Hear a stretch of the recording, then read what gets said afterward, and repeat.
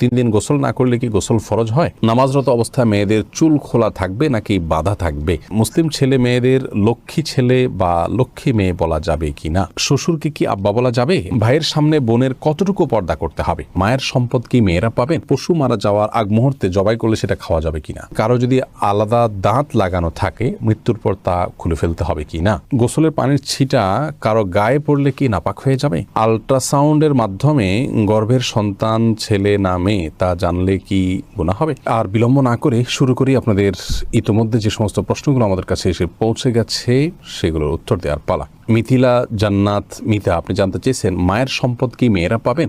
বোন মিথিলা, মায়ের সম্পদ মেয়েরা পাবেন, ঠিক বাবার সম্পদ যে হারে পান সে হারেই। আমরা অনেকেই মনে করি যে বাবার সম্পদের ভাগ বোধ হয় একভাবে হয়, মায়ের সম্পদের ভাগ বোধ হয় আরেকভাবে হয়। এটি ভুল ধারণা। মূলত বাবার সম্পদ ছেলে মেয়েরা যে হারে পান ঠিক মায়ের সম্পদ থেকেও ছেলেমেয়েরা একই হারে পাবেন, কোন প্রকার বেশ কম নেই। সাইদা জাহান জানতে চেয়েছেন কারো যদি আলাদা দাঁত লাগানো থাকে মৃত্যুর পর তা খুলে ফেলতে হবে কি না? কারো যদি আলাদা দাঁত লাগানো থাকে তাহলে মৃত্যুর পর সেই আলগা দাঁত বা পৃথক দাঁত সেটি খুলে ফেলা ভালো, বিশেষ করে সেটা যদি মূল্যবান কোনো ধাতব বস্তুর হয়।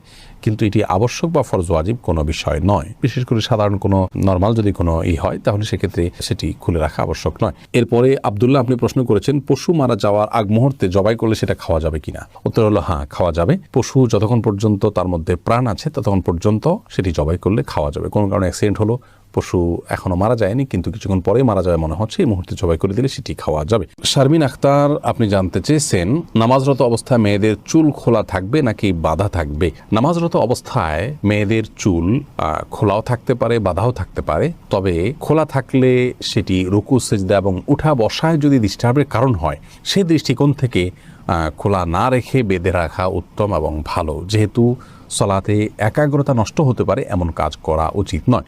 আর যদি এরকম কোনো ব্যাপার না থাকে, উঠা বসা রুকু সিজদাতে কোনো প্রকার সমস্যা না হয়, তাহলে তিনি চুল খোলা রেখেও নামাজ পড়তে পারেন, তবে চুল তাকে ঢেকে রাখতে হবে।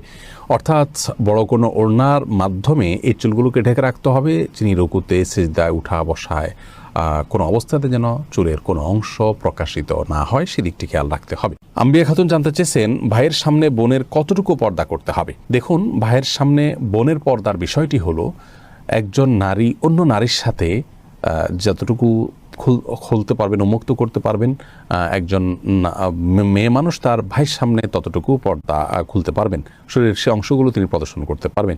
এটাকে আমরা আরও স্পষ্ট করে যদি বলতে যাই তাহলে এভাবে বলতে পারি যে একজন নারী তার আপন ভাইয়ের সামনে তার শরীরের যে অঙ্গগুলো সচরাচর তিনি খুলে রাখেন, বাবা শরীরে খুলে রাখা হয় মাহরামদের সামনে, সেগুলো তার সামনে খুলে রাখতে পারবেন। যেমন চেহারা, মাথার চুল, এমনকি গলা, এগুলো খোলা রাখা যেতে পারে। হাতের গোছা, পাও, এগুলো আপনার ভাইয়ের সামনে আপনি খুলতে পারেন এবং বাবার সামনে এগুলো প্রদর্শন করতে পারেন। কিন্তু এর বাইরে আপনার আজকাল একটা নির্লজ্জতা আমরা দেখতে পাচ্ছি, সেটা হলো যে অনেক পরিবারে আপনার ভেতরে বাইরে নারীরা শর্ট পোশাক আশাক পরে থাকেন, সেটি কোনো অবস্থাতে জায়েজ নয় এবং সেটা আপন ভাইয়ের সামনে হলেও সেটি জায়েজ নয়, শুধুমাত্র স্বামীর সামনে সেটি জায়েজ হতে পারে। বিধায় এ ব্যাপারে আমাদের সাবধান হওয়া উচিত এবং দায়িত্বশীল থাকা উচিত। এরপরের প্রশ্ন হলো গোসলের পানির ছিটা কারো গায়ে পড়লে কি নাপাক হয়ে যাবে? উত্তর হলো গোসলের পানির ছিটা, সাধারণ পানির ছিটা যদি কারোর গায়ে গিয়ে পড়ে তাহলে সেটি নাপাক হবে না, তার শরীর নাপাক হবে না, কাপড়ের উপর লাগলে সে কাপড় নাপাক হবে না। তবে শরীরে যদি কোথাও দৃশ্যমান নাপাক থাকে শরীরের উপরে, সেই জায়গাতে পানি পড়ে এবং সেই পানিটা গিয়ে নির্দিষ্টভাবে কারোর গায়ে লাগে, তাহলে সেই অংশ যে অংশে লাগবে শুধুমাত্র সেই অংশটা নাপাক হবে, সেটিকে ধুয়ে ফেললেই পাক হয়ে যাবে।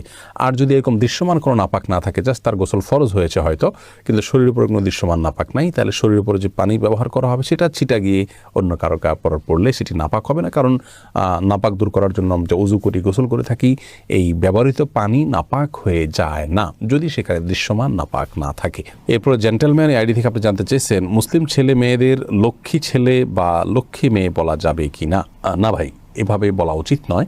আমরা অনেক সময় যে সন্তানদেরকে স্নেহ করে ভালোবেসে লক্ষ্মী বলি, অবশ্য স্বামী স্ত্রী একে অন্যকে বলেন। লক্ষ্মী বলা উচিত এই জন্য নয় যে হিন্দুদের একটি ধর্মীয় বিশ্বাস হলো তারা একজন দেবীকে লক্ষ্মী বলে তারা সম্বোধন করেন, ডাকেন, বিশ্বাস করেন। তারা মনে করেন যে সৌভাগ্য, ধন, ঐশ্বর্য এগুলোর অধিষ্ঠাত্রী হলেন সেই দেবী। তো সেই জায়গা থেকে তাকে লক্ষ্মী বলা হয়, ভালো লক্ষণ তিনি বহন করেন। তো নিজের সন্তানকে বা প্রিয় কোনো মানুষকে যদি আপনি লক্ষ্মী বলেন, কেমন যেন আপনি সেই বিশ্বাসকে স্মরণ করে তাকেও ভালো লক্ষণ বহনকারী ওই দেবীর মতো, যদি আপনি এরকম মনে করে করছেন না, কিন্তু তার সাথে সাদৃশ্য হচ্ছে, সে বিশ্বাসের সাথে কিছু দিক থেকে বাহ্যিকভাবে হলেও মিলে যাচ্ছে। আর শিরক এবং মুশরিকের বিশ্বাসের সাথে বাহ্যিকভাবেও সাদৃশ্য হয় এমন কোনো কাজ একজন মুসলমানের করা উচিত নয়। সেই জায়গা থেকে লক্ষ্মী ছেলে লক্ষ্মী মেয়ে বলাটা অনুচিত। এরপরের প্রশ্নটি করেছেন আখতার হোসাইন, আপনি জানতে চেয়েছেন আল্ট্রাসাউন্ডের মাধ্যমে গর্ভের সন্তান ছেলে না মেয়ে তা জানলে কি গুনাহ হবে? দেখুন, আল্ট্রাসোনোগ্রামের মাধ্যমে গর্ভের সন্তানের অবস্থা যদি জানা যায় এবং ডাক্তাররা যে তাদের অভিজ্ঞতার আলোকে এবং বিভিন্ন থিওরির ভিত্তিতে তারা যে বলেন যে ছেলে বা মেয়ে, এটি জায়েজ আছে, কোনো অসুবিধা নেই। আল্লাহ রাব্বুল আলামিন যে বলেছেন গর্ভে কি আছে সেটি আল্লাহ ছাড়া কেউ জানেন না, এর মাধ্যমে এটি মূলত এই পর্যায়ের কথা আল্লাহ তাআলা বলেননি। তার মানে কোন সময় গর্ভে কি যাচ্ছে না যাচ্ছে এবং কোন বীর্যে কোন শুক্রাণুতে কি সন্তান আছে না আছে সেটি আল্লাহ ছাড়া কেউ জানেন না। আল্ট্রাসোনোগ্রামের মাধ্যমে সাধারণত ডাক্তারগণ একটা পিরিয়ড পার হওয়ার পর, একটা সময়ে পৌঁছার পর, কয়েক মাস পর সেটি বলতে পারেন। অতএব সেটা একটা অনুমান, সেটা একটা ধারণা, তারা যা দেখেন সেই অনুযায়ী তারা বলে থাকেন। অতএব কারোর দেখা জিনিস কেউ বললে সেটাকে বিশ্বাস করা যেতে পারে এবং সেটা গ্রহণ করলে বা সেটা তাদের কাছে জানতে চাইলে এটি গায়েবের প্রতি বিশ্বাসের শামিল হবে না, এটা জায়েজ হবে ইনশাআল্লাহ। বদির আলম, আপনি জানতে চেয়েছেন শ্বশুরকে কি আব্বা বলা যাবে আর তার সাথে কতটুকু পর্দা করতে হবে? দেখুন, শ্বশুরকে বাবা বলা যাবে, কোনো অসুবিধা নেই। আল্লাহ রাব্বুল আলামিন কোরআনে হাকিমে যে বলেছেন উদউহুম লিআবাইহিম হুয়া আকসাতু ইনদাল্লাহ, অর্থাৎ সন্তানদেরকে তাদের বাবার, জন্মদাতা বাবার সাথে সম্বন্ধ করে তাদেরকে ডাকো, অন্য কাউকে বাবা ডেকো না, তাদের বাবা হিসেবে অন্য কাউকে সম্বোধন করো না। এখানে যে আল্লাহ রাব্বুল আলামিন নিষেধ করেছেন অন্য কাউকে বাবা বলতে, তার অর্থ হলো অন্য কাউকে বাবার জায়গায় যদি কেউ বসান এবং ধরুন সার্টিফিকেটে, পাসপোর্টে, এনআইডিতে এবং বিভিন্ন ডকুমেন্টসে এবং মানুষের সামনে যদি এমনভাবে অন্য কারোর নাম বাবা হিসাবে তিনি পেশ করেন যে তাকেই বরং সমাজের মানুষ তার জন্মদাতা মনে করেন, সেটি নিষেধ। শ্বশুরকে যদি কেউ বাবা বলেনও, সেক্ষেত্রে সমাজের সবাই জানেন যে এই ভদ্রলোক তার জন্মদাতা পিতা নন, এটা সম্মানসূচকভাবে শুধুমাত্র বলা। অতএব ইন্নামাল আমালু বিন্নিয়াত, আপনি তাকে বাবা বলতে যেটা বোঝায় মানুষ, সে অর্থে বাবা বোঝাননি, যার কারণে শ্বশুরকে বাবা বলাতে কোনো অসুবিধা হবে না ইনশাআল্লাহ বিইذনিল্লাহ। শ্বশুর সাথে কতটুকু পর্দা করতে হবে পুত্রবধূর? এর উত্তর হলো একজন মাহরামের সাথে যতটুকু পর্দা করবেন আপনি আপনার নিজের বাবার সামনে যতটুকু পর্দা করবেন, নিজের ভাইয়ের সামনে যতটুকু পর্দা করবেন, তার সামনে ততটুকু পর্দা করবেন। চেহারা এমনকি মাথার চুল ইত্যাদি খোলা থাকলেও গুনাহ হবে না, পর্দার লঙ্ঘন হবে না। হাতের তালু এবং বাহ্যিক অংশ, পায়ের বাহ্যিক অংশ, এগুলো আপনি খোলা রাখতে পারেন তার সামনে। একই কথা প্রযোজ্য হবে শাশুড়ির বেলায় এবং জামাইয়ের বেলায়। জামাই তিনি শাশুড়ির এই চেহারা, হাত এবং পা, এই অংশগুলো দেখতে পারবেন। তার মায়ের, তার বোনের যে অংশগুলো তিনি দেখতে পারেন, ইনিও তার মাহরাম হয়ে গেছেন, সেই হিসাবে তারও সেই অংশগুলো দুটো দেখতে পারবেন। হোসাইনা খাতুন, আপনি জানতে চেয়েছেন 3 দিন গোসল না করলে কি গোসল ফরজ হয়? না, 3 দিন গোসল না করলে গোসল ফরজ হয় এমন কোনো কথা নেই। অনেকে মনে করেন যে 3 দিন বা এতদিন গোসল না করলে তখন গোসল করতে হয় ফরজ হিসেবে। গোসল ফরজ হয় শুধুমাত্র মেয়েরা মাসিক থেকে পবিত্র হলে এবং সন্তান প্রসব পরবর্তী যে ব্লিডিং আছে সেটি থেকে পবিত্র হলে এবং নারী পুরুষ উভয়ের বীর্যপাত হলে সহবাসের পর, এই জায়গাগুলোতে গোসল করা ফরজ বা আবশ্যক।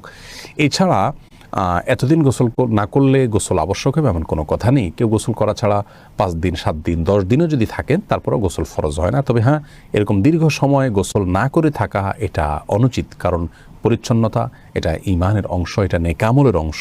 সেই জায়গা থেকে যত অল্প সময়ের মধ্যে সম্ভব, বিশেষ করে গায়ে যখন দুর্গন্ধ হয়, ঘামের গন্ধ হয়, তখন ঘামের গন্ধ এবং শরীরের ময়লা ইত্যাদি এগুলো দূর করবার জন্য গোসল করা উচিত। বিশেষ করে আজকাল আমরা মানুষের মাঝে যেতে হয়, মসজিদে যেতে হয়, তো শরীরে দুর্গন্ধ নিয়ে গেলে অন্যের কষ্টের কারণ হবে, সেই কারণে গোসল করা উচিত। সেটা 1 দিনে হোক, 2 দিনে হোক বা যতটুকু সময় সম্ভব, কিন্তু এত সময়ের মধ্যে না করলে গোসল করা ফরজ হয়ে যায় এমন কোনো কথা নেই।